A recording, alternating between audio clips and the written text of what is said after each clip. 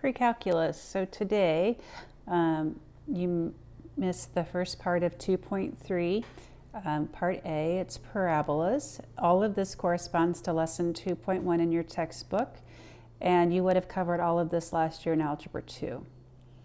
I'm just going to voice over the notes we took. I'm not going to rewrite everything for you, but this is another review lesson. You would have covered it all last year. First of all, we start off with general form of a quadratic. It's right here. We can tell a lot from our parabola just by looking at the A. It opens up when A is positive. It opens down when A is negative.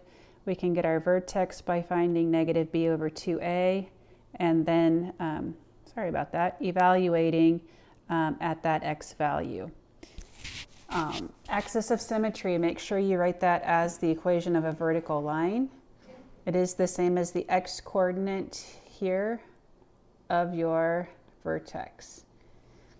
Parabolas can also be written in standard form, which I have right here. This is also called vertex form. And HK, and I can pull those straight off, that's my vertex. X equals H would be your axis of symmetry. You guys should already know that the lowest point on a parabola is called a minimum, and the highest point is called a maximum. If I see the word value after that, then we're talking about the y-coordinate of the vertex. This slide goes through one of the examples. So most of your classmates found the vertex of this parabola by doing negative b over 2a. That work starts here. This is your vertex. So x equals negative 2 is your axis of symmetry.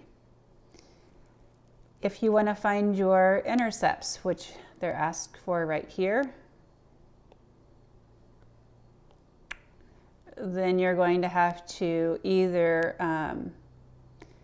you're going to have to solve for x by letting y be 0. So you're going to have to either factor if you can or use the quadratic formula. So this equation wasn't factorable, so we did the quadratic formula, and we actually put the values in our calculator so we can go and graph them. So the two x-intercepts we found are actually these 2 points right here on the graph. The y-intercept is the same as your c value, which is 7. You can also get that by plugging in 0 for x. The other way to get your vertex is to complete the square, and that process is shown over here. But if you understand negative b over 2a, then you don't have to do the completing the square method. We also did example 2, same idea. The only difference with this one is that our a is negative, so it opens down. And this one was actually factorable, so we didn't have to do the quadratic formula. Some students were interested in how to complete the square, so again, I walked the kids through that one, that process there. And then on this one, we started with standard form here.